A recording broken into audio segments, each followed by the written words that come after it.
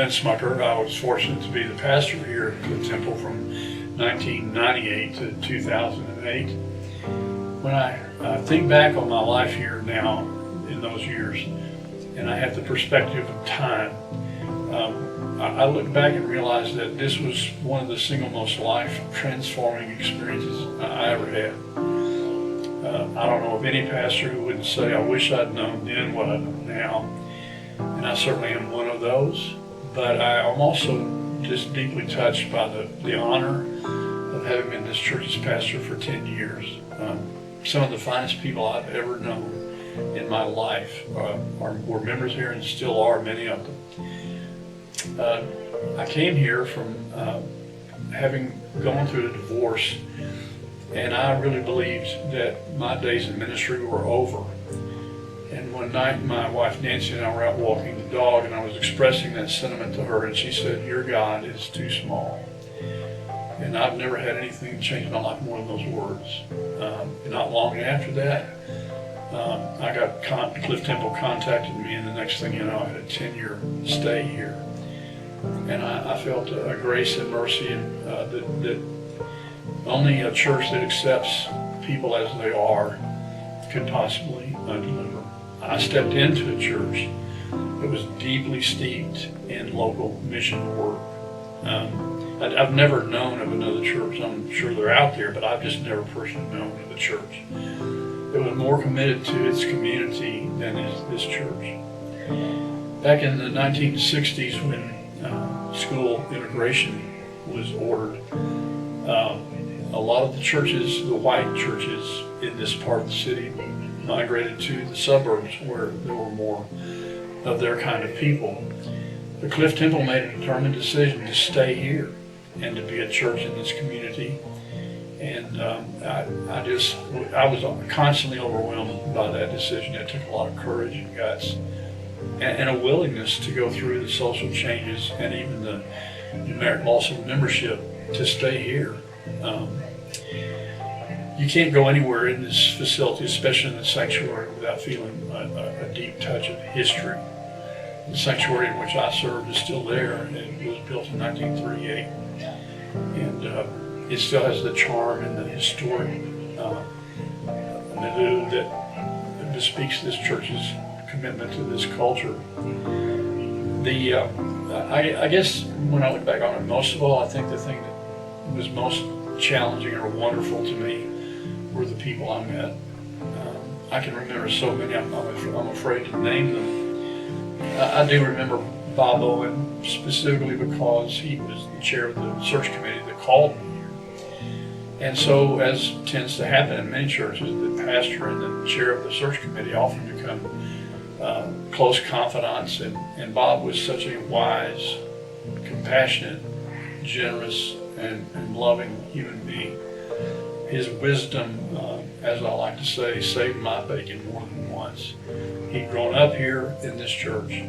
He'd gone on to his professional career and was still here, and had become one of the most significant pillars of this church. I could go on with a list of names that would just be impossible, and yet to say that I made some relationships here that changed my life then and still change my life when I reflect on the things that I learned from them. I don't have any clue what this church learned from me, but I have a deep sense of knowing what I learned from this church.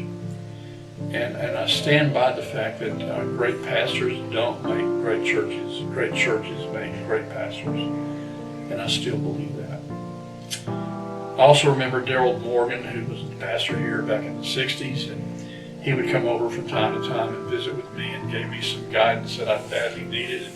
And it was so wise and so incredibly insightful of so many different things. And I enjoyed his friendship and his wisdom, and I still wish I could have conversations with him. I also remember some of the staff members. Again, I'm in a bind here because I could name scores of them. But I have to admit that two of the people that really did, three of the people that touched me deeply and affected my life deeply were, of course, Bud Lovell, who had been here for a score of years before I got here. he had become, in times of transition, de facto pastor in many ways for a lot of his people. And he was one to whom people could turn with absolute assurance and confidence. And he was such a jovial person, and yet so wise and insightful about the ways of people. And he was a phenomenal musician to boot. If I was ever down, I could spend some time with Bud, and I would always find myself encouraged. He was just a funny guy. And then I could name Michelle Collins, who had never trained for ministry. She'd gone to Baylor University and gotten a degree in education, I believe, but had never trained professionally for ministry, and yet to this day stands out in my memory as one of the finest children's ministers I ever knew, because it was who she was. It was in her heart, and her love for Christ and for children was just, you couldn't miss it. And of course there's Kenny Cheshire. Kenny has been so faithful to stay in touch with me over the years and encourage me. You never leave a church without some sadnesses, and Kenny's been the one that has helped me put a lot of that into perspective. But again, he was a man who did not train for professional ministry. He had trained in some other field at the University of Texas, and yet continued to stand out as a layperson here at Cliff Temple, as a man who had all the gifts of being a youth minister, just because that again was who he was. His love for people in general, but also love for people in this community, was inescapable. And I remember when he and I talked, I just told him the thing I needed him to do most was help us build a bridge to the Adamson High School right across from us. And he did it with very little direction from me. It was, I had to get out of Kenny's way. Again, he is such a jovial person, and yet at the same time helps me keep perspective about a lot of things as I look back. You never spend 10 years of your life doing anything, but you don't often reflect on that experience and the things that you learned from it. And of course, I wish I had known when I first came here what I know now. But I was here, and I did the best I could with what I had, and I feel good about that in so very, very many ways. Whatever I gave to this church, Cliff Temple Baptist Church, gave back to me 100-fold over in terms of love, compassion, understanding, support. I was here as the pastor when the church celebrated its 100th anniversary, and I remember that was such a bright day. And I congratulate Cliff Temple on its 125th anniversary. That's a remarkable achievement these days. Not many churches have a history of 125 years that are still vibrant and active and still growing deeper and deeper into the roots of the community, like Cliff Temple. It's a stellar church in so many ways. And I want to thank the church again for the privilege of having been here.